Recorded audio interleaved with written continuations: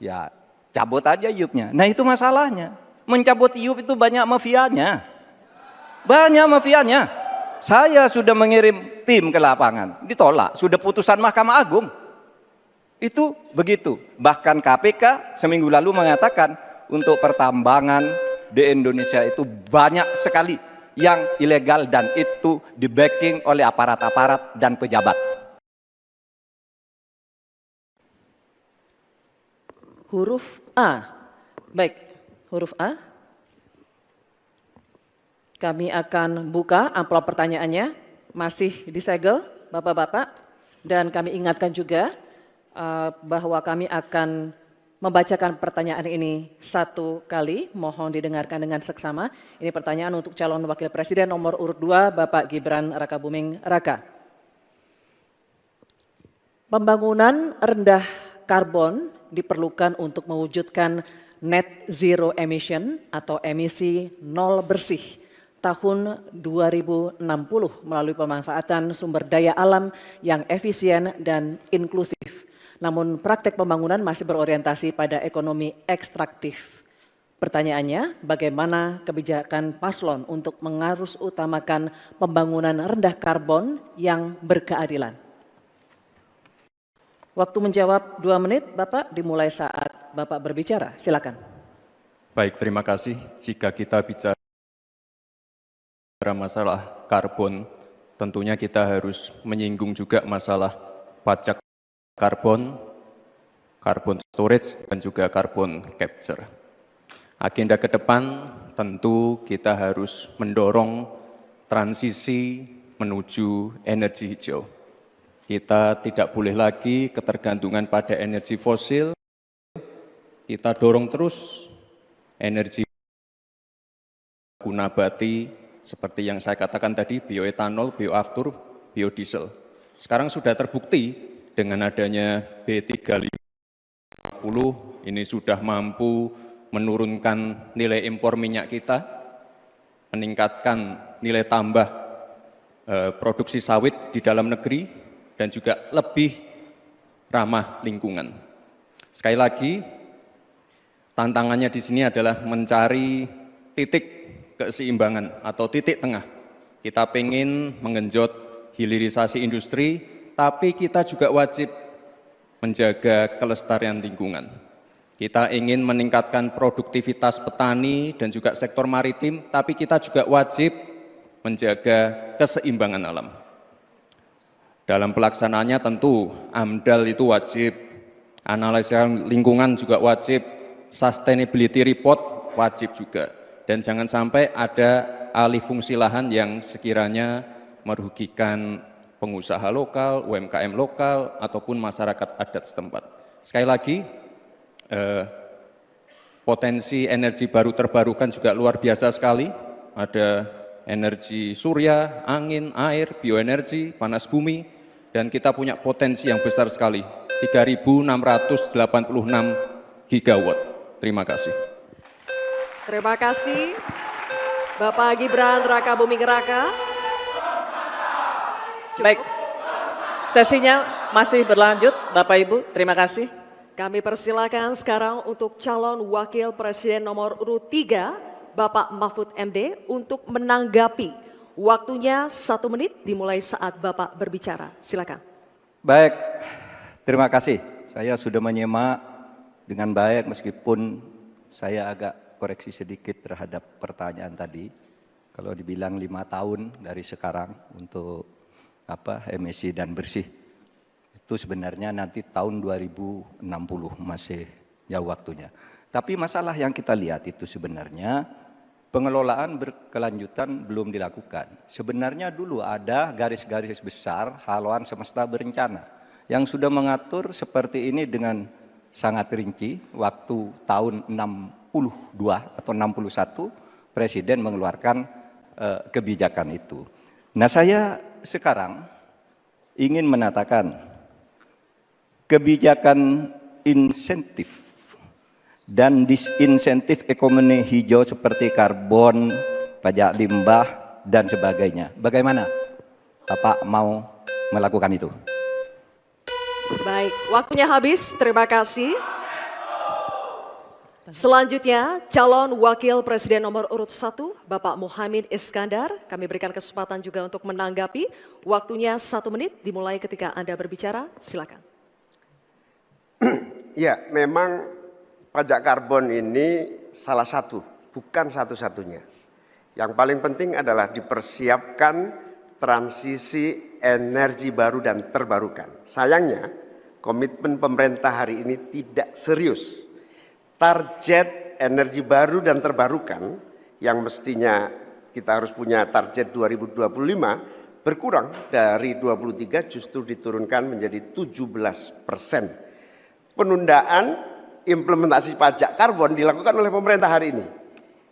Dari tahun 2002 dimundur menjadi tahun 2025. Apanya yang mau dilanjutkan? Karena itu secara tegas harus dilakukan. Implementasi pajak karbon dilakukan secepat-cepatnya sekaligus transisi energi baru terbarukan dijalankan. Baik, waktunya masih ada Bapak, cukup lanjut. Baik, terima kasih Bapak Muhaimin Iskandar atas jawabannya atau tanggapannya.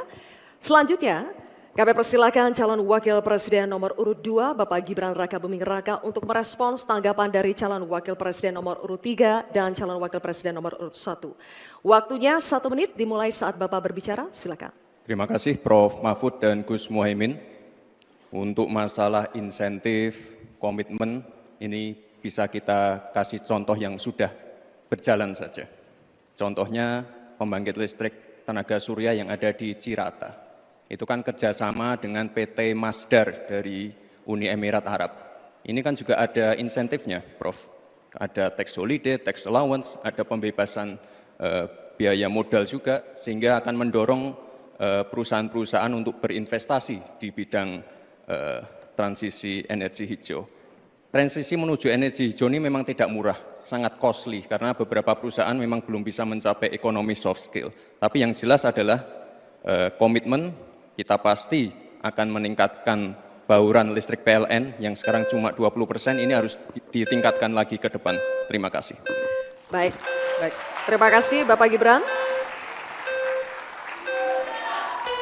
Oke, baik, kita selanjutnya akan beralih ke pertanyaan kedua untuk calon wakil presiden nomor urut 3, Bapak Mahfud MD.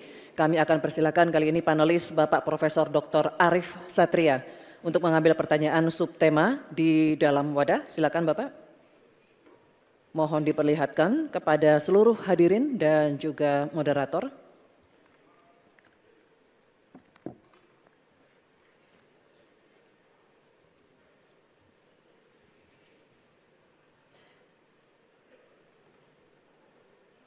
Baik. Sumber daya alam dan energi, terima kasih Pak Arif. Dan selanjutnya Ibu Dewi Kartika, kami mohon mengambil undian daftar pertanyaan dari wadah. Mohon nanti diperlihatkan huruf yang tertera.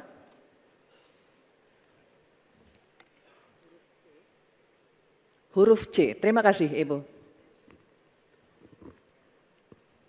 Baik, kami akan buka Bapak-Bapak amplop pertanyaannya, masih tersegel juga. Kami ingatkan kembali bahwa kami akan membacakan pertanyaan ini 1 kali. Mohon didengarkan dengan seksama untuk Bapak Mahfud MD. Korupsi pertambangan dan perikanan ilegal serta pembalakan liar masih marak terjadi. Hal ini mengakibatkan kerusakan ekologis di darat dan di laut serta ketidakadilan sosial. Pertanyaannya, bagaimana strategi paslon menanggulangi praktik ilegal tersebut untuk mewujudkan keberlanjutan sumber daya alam? Waktu untuk menjawab 2 menit, Bapak dimulai saat berbicara, silakan. Baik, terima kasih. Sebenarnya persoalan penyelesaian SDA dan energi selalu harus menyeluruh dari hulu ke hilir. Keterbukaan informasi agraria, termasuk kehutanan misalnya. Saya ini punya pengalaman di dalam sidang-sidang yang membicarakan tentang ini misalnya, informasinya tertutup. Siapa yang punya lahan ilegal di sebelah sana. Ketika dibuat daftar, tidak ada di dalam daftar. Sementara ada masyarakat yang punya data. Ketika ditanyakan, lalu baru ditunjukkan. Jadi penyelesaiannya tidak bisa menyeluruh. Karena kemudian atas nama keterbukaan informasi publik, mereka katakan ini rahasia. Tidak bisa dong, rahasia itu kan bukan yang tentang data, perampasan tanah-tanah rakyat, kasus-kasusnya di mana, siapa yang menyerobot perkebunan sawit, itu kan harus daftarnya lengkap. Sesudah diselidiki apa yang terjadi di dalam analisis. Wah, itu memang permainnya buruk. Sehingga selalu disembunyikan. Kalau baru orang tahu dikeluarkan satu-satu. Tidak ada penyelesaian yang menyeluruh. Nah, oleh sebab itu, ini menjadi penting bagi kita keterbukaan informasi tentang data-data. Kalau kita mau menyelesaikan, data itu menjadi basis untuk penyelesaian. Kita juga pernah, atau kami kalau bicara soal rekam jejak, ya, kita ikut dalam upaya penyelesaian satu peta sebagai rujukan untuk masalah-masalah tersebut. Demikian. Baik, terima kasih Bapak Mahfud MD. Selanjutnya kami persilakan calon wakil presiden nomor urut 1 Bapak Muhaimin Iskandar untuk menanggapi. Waktu Bapak 1 menit dimulai ketika Bapak berbicara, silakan. Selain yang disampaikan Pak Mahfud, salah satu yang memprihatinkan adalah data ESDM itu ada 2.500 tambang ilegal. Sementara tambang yang legal saja tidak membawa kesejahteraan. Dan kita menyaksikan dalam proses penambangan dan bisnis tambang kita, hilirisasi dilakukan ugal-ugalan, merusak lingkungan, ada kecelakaan, tenaga asing mendominasi. Di sisi yang lain juga perkembangan hilirisasi maupun tambang tidak signifikan dengan kesejahteraan masyarakat sekitar. Sulawesi Tengah, pertumbuhan ekonominya sampai sekarang bisa 13%, tinggi sekali. Tapi rakyatnya tetap miskin dan tidak bisa menikmati. Hilirisasi apa yang mau kita lakukan, sementara ilegal juga terus berlangsung. Lanjut, demikian. Terima kasih. Baik, terima kasih Bapak Muhaimin Iskandar. Selanjutnya, giliran calon wakil presiden nomor urut 2, Bapak Gibran Rakabuming Raka. Kami berikan kesempatan juga untuk menanggapi. Waktunya 1 menit dimulai ketika Anda berbicara. Silakan. Baik, terima kasih Gus Muhaimin dan Prof. Mahfud. Dari pasangan Prabowo Gibran, simpel saja solusinya. IUP-nya dicabut, izinnya dicabut, simpel. Karena sesuai Undang-Undang Dasar 1945, Pasal 33, Ayat 3 dan 4, dan juga Pancasila, Sila 4 dan 5, kita ingin sumber daya alam ini dimanfaatkan sebesar-besarnya untuk kemakmuran rakyat. Dan juga kita harus menjalankan Permen Investasi nomor 1 tahun 2022. Intinya kita ingin perusahaan-perusahaan besar ini bisa menggandeng UMKM lokal, pengusaha lokal, jadi mereka tidak besar sendiri, tapi ikut membesarkan warga lokal, pengusaha lokal, dan UMKM setempat. Terima kasih. Masih ada waktu Pak Gibran, cukup atau lanjut? Cukup? Baik. Terima kasih. Selanjutnya kita kembali ke calon wakil presiden nomor urut 3, Bapak Mahfud MD. Kami persilakan untuk merespons tanggapan dari calon wakil presiden nomor urut 1 dan 2. Terima kasih. Waktunya 1 menit Bapak, dimulai ketika Anda berbicara. Silakan. Baik, saya mencatat juga tambang ilegal sebanyak 2.500, tapi juga ada yang lebih dari itu. Dalam 10 tahun terakhir terjadi deforestasi 12,5 hektar hutan kita. Itu jauh lebih luas dari Korea Selatan dan 23 kali luasnya Pulau Madura di mana saya tinggal. Ini deforestasi dalam waktu 10 tahun. Bilang, ya cabut aja IUP-nya. Nah itu masalahnya. Mencabut IUP itu banyak mafianya. Banyak mafianya. Saya sudah mengirim tim ke lapangan, ditolak. Sudah putusan Mahkamah Agung. Itu begitu. Bahkan KPK seminggu lalu mengatakan untuk pertambangan di Indonesia itu banyak sekali yang ilegal dan itu di-backing oleh aparat-aparat dan pejabat. Itu masalahnya. Baik, terima kasih Waktunya Bapak. habis, Pak Mahfud. Terima kasih. Kita lanjutkan. Baik, kini kita beralih ke pertanyaan untuk calon wakil presiden nomor urut 1, Bapak Muhaimin Iskandar. Kami akan persilakan panelis Bapak Fabi Tumewa untuk mengambil subtema di dalam wadah. Silakan Pak, mohon diperlihatkan kepada hadirin dan juga moderator.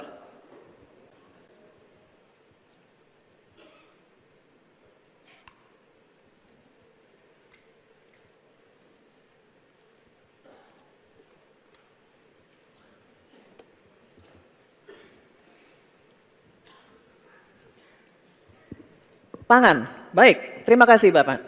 Dan kami persilakan pula panelis Profesor Dr. Insinyur Haryadi Kartodiharjo untuk mengambil undian daftar pertanyaan dari wadah. Mohon diperlihatkan huruf yang tertera.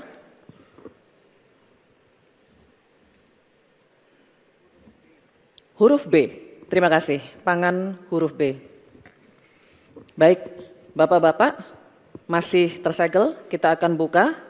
Dan kembali kami ingatkan bahwa kami akan membacakan pertanyaan satu kali, mohon didengar dengan seksama. Ini untuk calon wakil presiden nomor urut 1 Bapak Muhaimin Iskandar. Perubahan iklim ekstrim mengancam produksi pangan dan menurunkan kualitas gizi pangan. Hal ini sangat berpengaruh terhadap kualitas sumber daya manusia serta kecerdasan, imunitas, dan produktivitas. Pertanyaannya, bagaimana strategi paslon untuk menghadapi dampak perubahan iklim terhadap produksi dan kualitas gizi pangan? Waktu menjawab 2 menit, Pak Muhaimin dimulai saat berbicara. Silakan. Saudara-saudara sekalian, tanpa krisis iklim pun persawahan pertanian kita tidak memiliki air dan irigasi yang memadai. Bahkan dia lebih fatal lagi dalam mengadakan pengadaan pangan nasional, petani tidak dilibatkan dan bahkan hanya melibatkan korporasi. Ini yang harus kita rubah.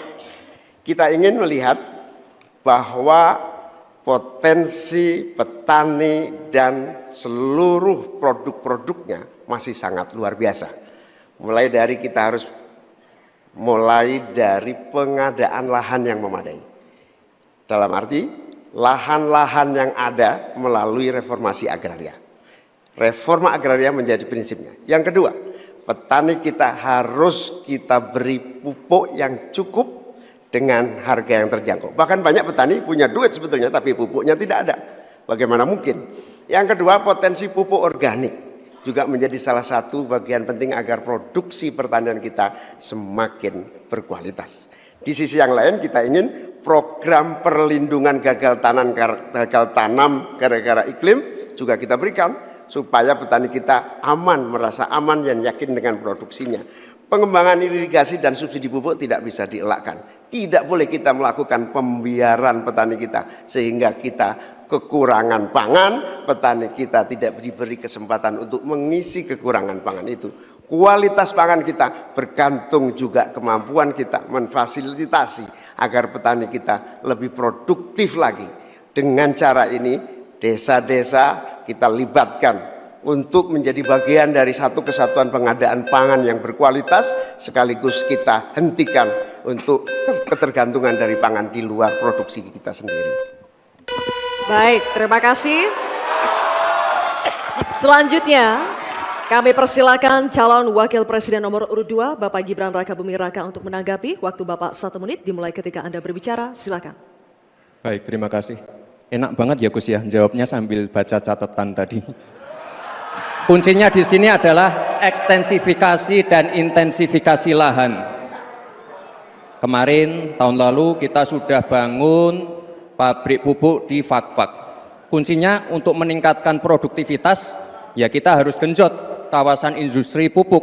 Kita dekatkan pupuknya dengan lahan-lahan pertaniannya. Kuncinya pupuk, dan pupuk harus didekatkan dengan lahan-lahan pertanian, otomatis produktivitas akan meningkat. Dan jangan lupa mekanisasi, kita ingin meningkatkan produktivitas para petani, pakai RMU, pakai combine harvester, dan juga kita melibatkan generasi muda melalui smart farming, pakai IoT untuk melihat pH tanah, keasaman tanah, kesuburan tanah, dan juga penggunaan drone untuk penyemprotan pestisida. Terima kasih.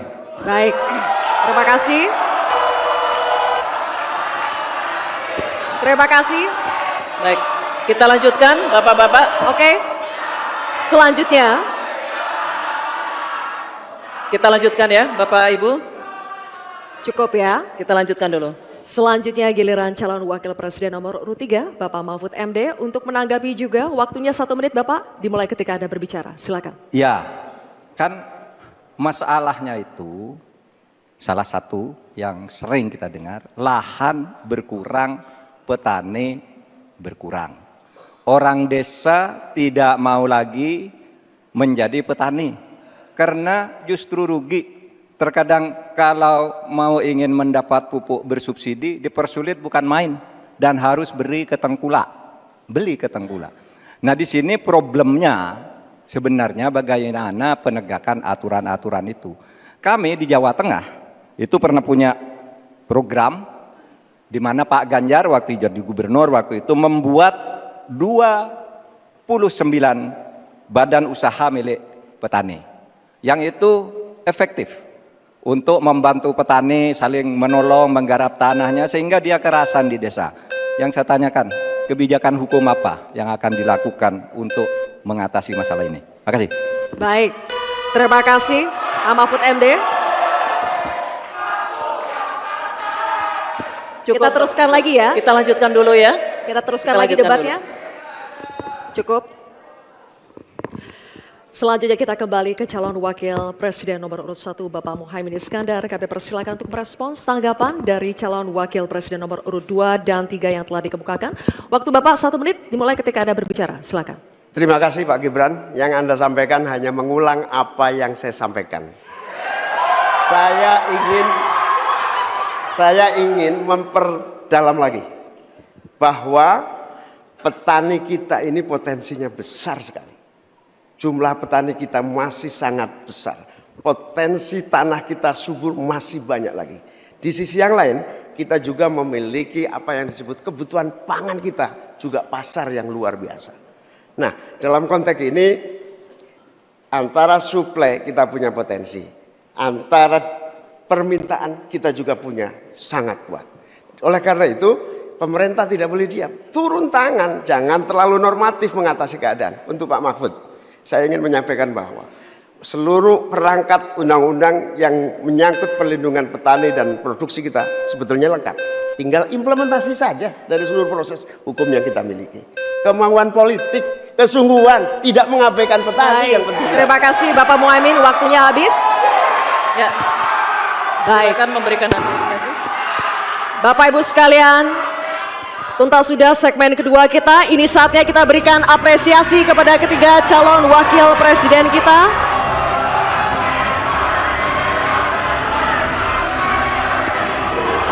Kita akan jeda sejenak dan kembali lagi dengan segmen pendalaman visi misi dan program kerja dengan subtema lainnya.